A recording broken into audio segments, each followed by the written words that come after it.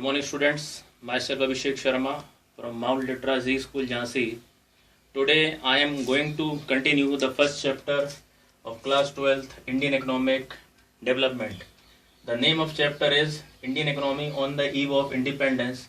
In my previous lecture, I have discussed the features of Indian economy during the time of independence, and in my second lecture, I have discussed about the position of agriculture sector on the eve of independence. Today I am going to discuss something about industrial sector. So there was the four basic reasons behind industrial sector. As you are seeing on this on my whiteboard: discrimination in tariff policy, disappearance of princely courts, princely families, competition with machine-made goods, new pattern of demand, that is Western pattern of demand, and last is introductions of railway.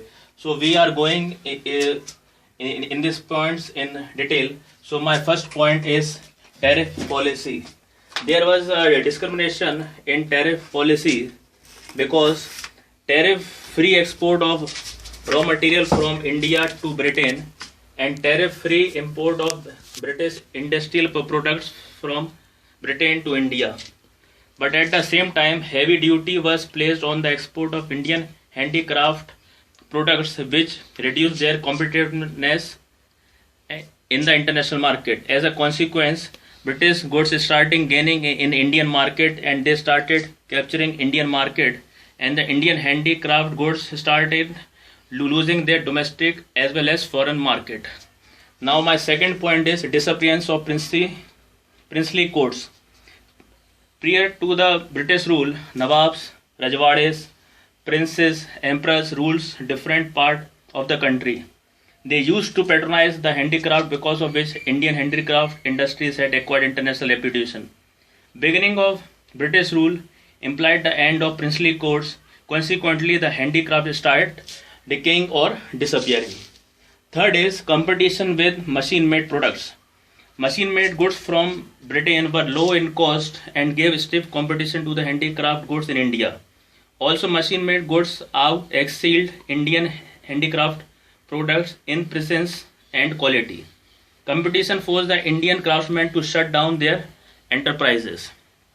Now, my fourth point is new pattern of demand. That is Western pattern of demand. Owing to the impact of British culture, a new class emerged in India which has keen to adopt a Western lifestyle. We are influencing for Western lifestyle. This changed the pattern of demand against the Indian goods and products, and in favor of the British products. In the process, the Indian industry started losing their domestic market and ultimately they perished. My last point is introductions of railways in India. With the introduction of railways in India, size of the market for the low-cost British products tended to expand while it started shrinking for high-cost Indian products. This hastened or quickened the process of decay of Indian handicraft industry. Briefly, the British government converted Indian economy into a colonial market for the British industrial goods. Exploitation of Indian market as a source of raw material and a destination of demand for the British products. In this process, the handicraft industries of India finally got eliminated. Now, there was a systematic deindustrialization. In terms, the status of industrial sector during the British rule, it implied in two ways. One was decay of world-famous traditional handicraft industries owing to discriminatory policies of the British government. Second, bleak growth of modern industries owing to lack of investment opportunities.